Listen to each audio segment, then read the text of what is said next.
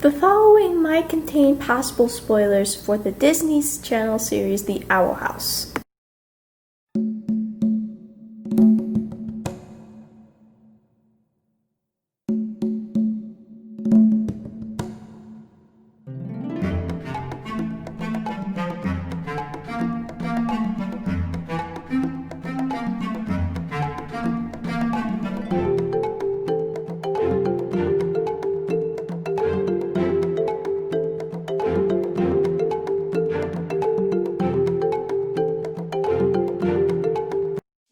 Hello again, folks. This is Dragon Videos, ready to do one of our top 5 list for the Owl House series. But I'm deciding that while we're waiting for season 2 to come up, I wanted to discuss some of the things we might be able to see in season 2 and why. This will be based on some of the plot points we've seen in the series so far and what to expect next in the series. So, without further ado, let's begin.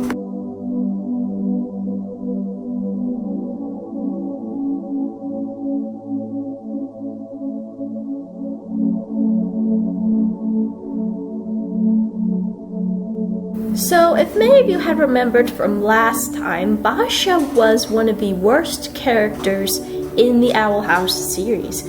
She was basically the cartoon version of Regina George in a fantasy world and given a third eye. We've seen of how she wanted to pick on Willow and that she has some insecurities on her own, kind of like how Annie had her issues too. However, the big difference with Basha is that she seems to have some sort of attraction to Willow. If you notice that out of all the people Basha picks on, Willow seems to be the main target, usually because of low self-esteem reasons. However, when Willow picked up the pace and finally stood off against her in Wing It Like Witches, there was definitely a concept where Basha was slowly losing power to Willow, as well as that with Willow she shows of how much of a bigger person she is by turning down the offer of doing Grudge-Bee for the rest of a school year. She definitely showed that Basha was only picking on her because of her being a petty person. So I thought this would be an interesting concept to go on. Somehow Willow might be able to help Basha overcome her own insecurities because she does like a potions track after all. And maybe Basha might be someone who may be opening up to Willow. I know it's a very weird shipping and it's pretty early in the series right now, and it's kind of hard to say at this point considering of how they were standing. And I know some of you would rather me talk about Luz's school life, but I feel like somewhere in the middle we might get a look at how Willow's taking charge and Basha may be recognizing that she may not have to deal with her social pressures alone if she opened herself to. But again, these are just my thoughts on that one.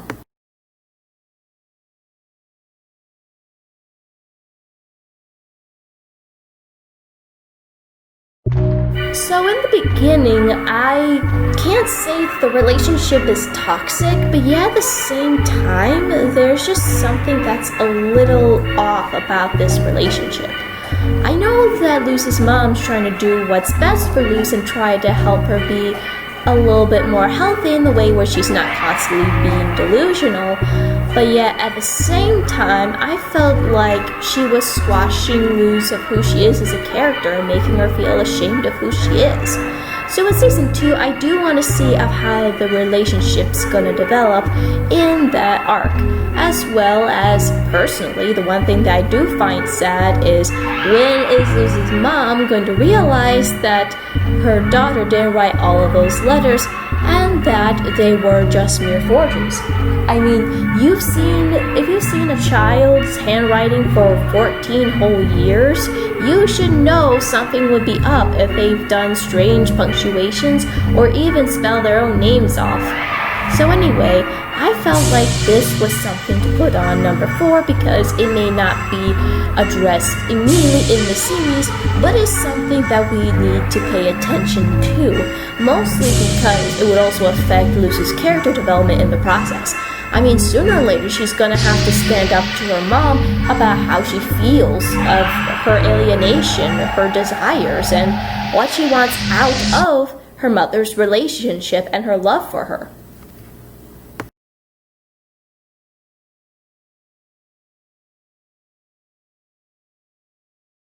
So season 2 in Lilith would be basically her trying to have her own redemption arc after all the stuff that she did in season 1. Also, I want to see of how her sister dynamic is going to change now that she shares a curse with Ida that we still have a lot of mixed feelings with. I mean, after all, we still don't know what had happened between those two all those years ago aside from what caused the curse. But we definitely want to see of what Ida's going to say about it all and what's going to happen from there.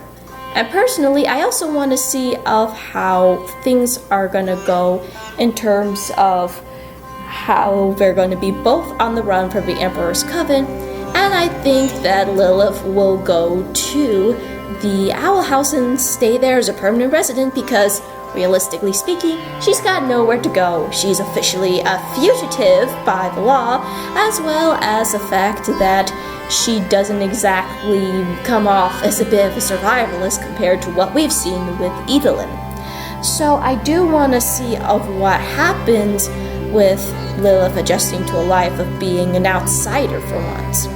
Also, I want to see of how she's going to be with Luz.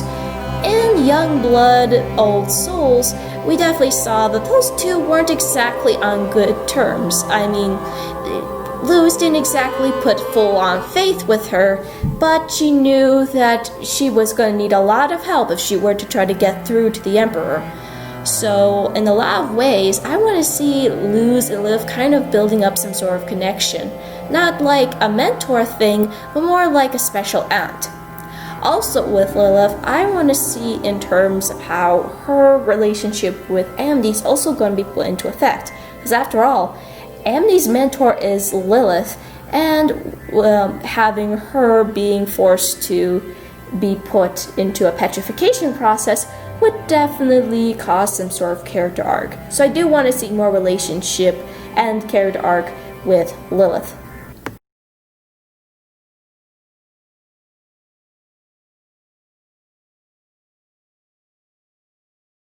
I wouldn't put it past me if this is a bit of a taboo subject to talk about in the Owl House fandom, but anyway, I do want to see what happens with the relationship with Emily and her parents, and I swear they had anything to do with Ida's curse.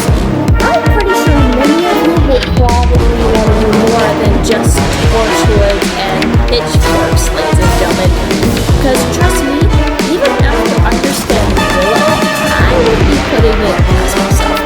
Anyway, with Emily, I want to see her coming out of that toxic relationship, as well as standing up for both Luz, Will, and Gus, because we've seen of how much delight the girls' parents are. And more importantly, I want to able to have Emily finally gain the courage to tell off her parents how important they are and how much of a toxic situation they hold in. You should never use your family's title to gain control of your child. Good. More importantly, Emily needs to learn that if there's a toxic situation in her life, she needs to be away from it. The friendship was a start, but she also needs to do that with her family too.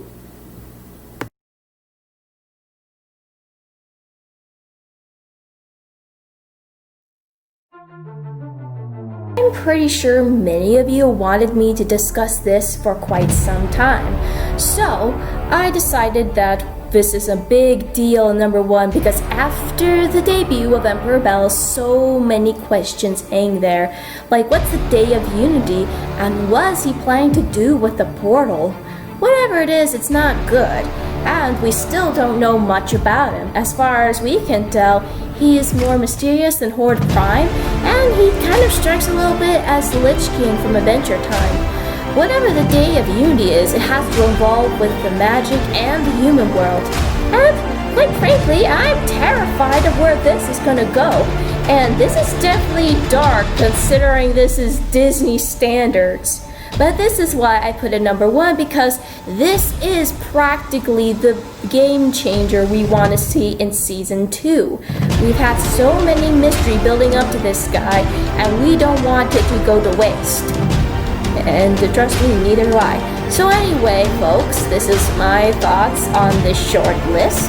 If you have anything else you want to see in season 2, please do a comment, do a like, and subscribe to my channel. Also, be ready for Halloween month next month because there may be some interesting guests coming over. This is Dragon Videos, signing off.